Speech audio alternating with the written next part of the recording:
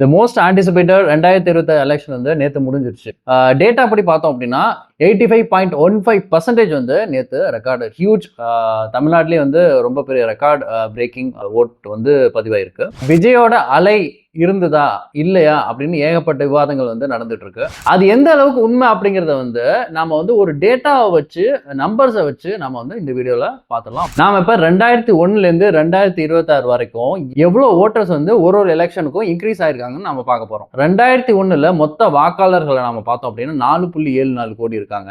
அதுல 2.8 கோடி வந்து வாக்காளர்கள் வாக்களிச்சிருக்காங்க. இதோட பர்சன்டேஜ் நம்ம பார்த்தோம் அப்படின்னா இது 59.07% வந்து பதிவாயிருக்கு. அடுத்து 2006 4.66 கோடி மொத்த வாக்காளர்கள், அதுல 3.28 கோடி வாக்காளர்கள் வந்து வாக்களிச்சிருக்காங்க. பர்சன்டேஜா பார்த்தோம் அப்படின்னா 70.56%. அதாவது இந்த எலெக்ஷன் பர்டிகுலர் இந்த எலெக்ஷன் பார்த்தீங்கன்னா அப்போ ஒரு எஸ்ஐஆர் ஒன்று நடந்திருக்கு. அந்த எஸ்ஐஆர்ல வந்து ஒன்லி இந்த இப்போ நடந்த மாதிரி இல்லாம புது வாக்காளர்கள் ஆட் பண்ணியும் பழைய வாக்காளர்கள் வந்து டெலீட் பண்ணி மட்டும்தான் பண்ணியிருக்காங்க. ஸோ அது ஒரு எஸ்ஐஆர் நடந்து ஒரு ஒரு இன்க்ரீஸ் ஆன பர்சன்டேஜை தான் நீங்கள் பார்க்குறீங்க. 59லேருந்து 70 அப்படிங்கிறது கிட்டத்தட்ட 11%. இப்போ நடந்த அளவுக்கு வந்து அப்பயும் நடந்திருக்கு.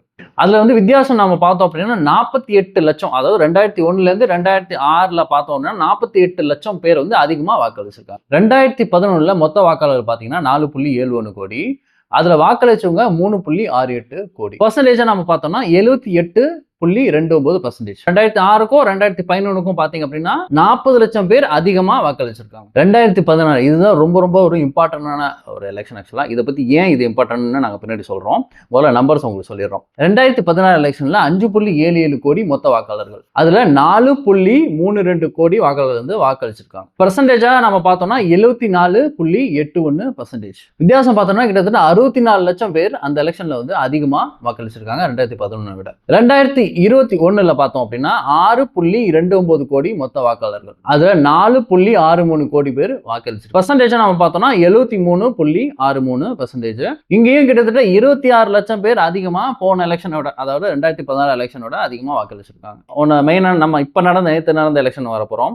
மொத்த வாக்காளர்கள் பாத்தீங்கன்னா 2026 5.73 கோடி பேர் ஆஃப்டர் எஸ்ஏஆருக்கு அப்புறம், அதாவது 6.29 கோடியா இருந்தது, எஸ்ஏஆருக்கு அப்புறம் 5.73 கோடியா குறைஞ்சிருக்கு. இதுல 4.88 கோடி பேர் வந்து வாக்களிச்சிருக்காங்க.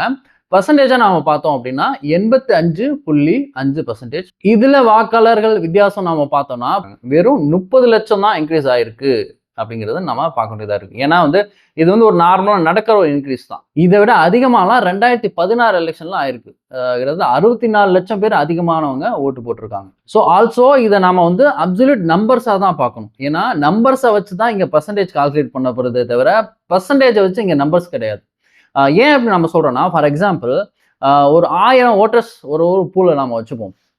ஒரு 1000 ஓட்டர்ஸ் இருக்கிற பூலுக்கு வந்து போன எலெக்ஷன் படி நம்ம பார்த்தோம் அப்படின்னா 74% வந்து பதிவாயிருக்கு. அது 1000 ஓட்டர்ஸ் உள்ள பூல்ல வந்து 74%னா 740 பேர். இதே எஸ்ஐஆருக்கு அப்புறம் 10% கம்மியாகுதுன்னு வச்சுக்கோங்க. அந்த 1000லேருந்து 10% கம்மியாகுது 900 பேர். இப்போ அந்த அப்சல்யூட் அந்த பர்சன்டேஜ் அப்படிங்கிறது 900 பேருக்கு கால்குலேட் பண்றதா இருக்குமே தவிர வந்து இது வந்து 1000 பேருக்கு கால்குலேட் பண்றதா இருக்காது. அப்படி 900 பேருக்கு நீங்க கால்குலேட் பண்ணீங்கன்னா கிட்டத்தட்ட 82% 83% வரும். ஸோ அந்த ட்ரிக் தான் இங்கேயும் நடந்திருக்கே தவிர வந்து இது ஒரு வேவ் அப்படிங்கறத வந்து நாங்க பார்க்கவே இல்லை.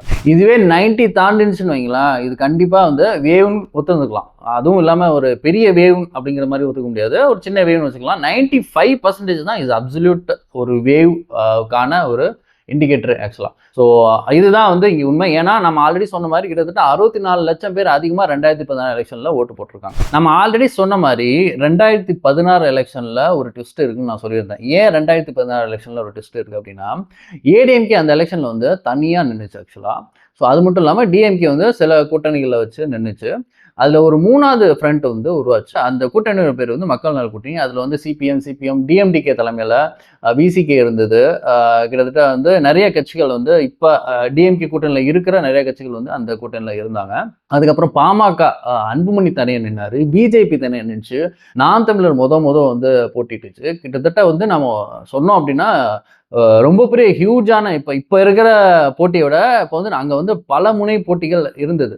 இப்பயாவது வந்து நம்ம 4 முனை போட்டியை பார்க்குறோம். அப்போ வந்து பல முனை போட்டிகள் நடந்திருக்கு. பல முனை போட்டினா ஏடிஎம்கேக்கு, டிஎம்கேக்கு மாற்றா அப்படின்னு நினைச்சீங்க அப்படின்னா அது கண்டிப்பா கிடையாது. ஏன்னா அது பெரிய ஒரு ஓட் ஸ்பிளிட்டிங் பாலிடிக்ஸா தான் இருந்துச்சு. ஏன் நாங்க ஓட் ஸ்பிளிட்டிங் பாலிடிக்ஸ்னு சொல்றோம் அப்படின்னா 2011ல இருந்து 2016 வரைக்குமே வந்து ஏடிஎம்கே தான் ஆட்சியில் இருக்கு. 2016ல வந்து ஆனா ஏடிஎம்கே தனிச்சு நிக்குது. தனிச்சு நின்று எப்படி மெஜாரிட்டியோட ஜெயிச்சிச்சு அப்படின்னு நம்ம பார்த்தோம் அப்படின்னா ரொம்ப ஒரு சர்ப்ரைசிங்காக தான் இருந்தது. ஏன்னா இந்த சைடு நம்ம பார்த்தோம்னா மக்கள் நல கூட்டணி ஃபேக்டர் அப்படிங்கிறது வந்து ஒரு பெரிய இம்பாக்ட் வந்து சீட் வைஸாக ஏற்படுத்தலாம் வந்து ஓட்டை வந்து ஸ்பிளிட் பண்ணுறதுல ரொம்ப பெரிய ரோல் வந்து பண்ணிச்சு.